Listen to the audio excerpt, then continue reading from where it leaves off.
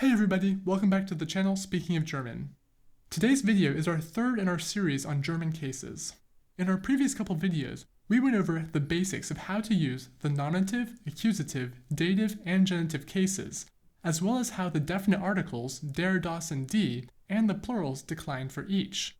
In today's video, we're going to greatly improve our ability to create German sentences by adding the indefinite articles, which are the innocuous English words a or an. Let's jump on in! Now, we don't always talk about specific objects. Sometimes any one of a category of objects will work. This is where the indefinite article comes in. An indefinite article is just the English word a or an. It refers to one of a thing, but not a particular one. So if I ask for an apple, you could bring me any apple, because I didn't mention specifically the apple I want. But knowing how to ask for a phone sure would be handy. The German word for this is ein for masculine and neuter words, or eine for feminine words. Here is our familiar direct article case chart now, with the indirect articles added. You'll notice that there are no indirect articles for plural words. This makes sense as soon as you try to make the English equivalent by saying something like n apples. Notice that the ein words follow the pattern of the respective definite articles pretty closely. You'll really just need to remember that you use the same word ein for both masculine and neuter words in the nominative case. So both der Film and das Buch become ein Film und ein Buch, respectively. Other than that, the ein words follow the same declension pattern as their direct article counterparts by adding the endings of n, m, or s. This just requires practice and familiarization, so let's build some sample sentences. The sailor looks for a mermaid. Since the sailor is the subject, we know we'll start with der Seemann. To look for is the verb suchen, which is going to be followed by a noun in the accusative case.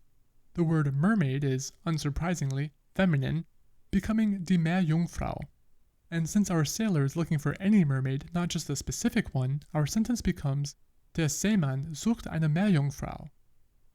Now let's try a slightly harder one with multiple combinations of case and article. A mermaid brings a trident to the pirate king. Let's start with our pertinent vocabulary of nouns. Die Meerjungfrau, der Dreizack, and der Piratenkönig. Since we aren't talking about a specific mermaid, but she is the subject of the sentence, we'll use the nominative feminine indirect article eine.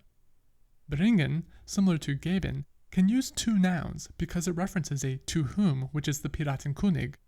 He is referenced specifically with wie instead of a, and so we know that he'll slot into our sentence with the article dem. Finally, we end our sentence with a non-specific masculine noun as the direct object, so it has to be einen Dreizack, bringing us to the end result of eine Meerjungfrau bringt dem Piratenkönig einen Dreizack. Looking at this table, it feels like a lot to memorize, and it is, but fortunately, the article declensions follow somewhat consistent patterns.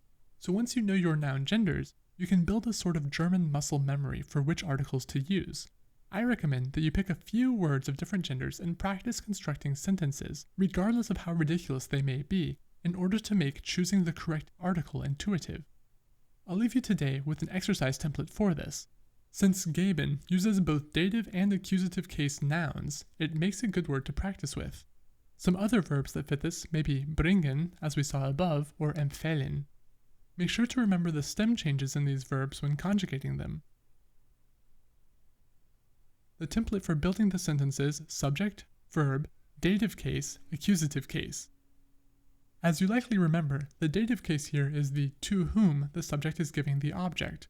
Now use this list of words and practice making variations of this sentence with both direct and indirect articles.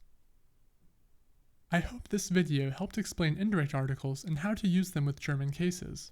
If you're enjoying these videos, please like and subscribe, and if you have any questions or comments, I would love to read them below. In the meantime, bis zum nächsten Video!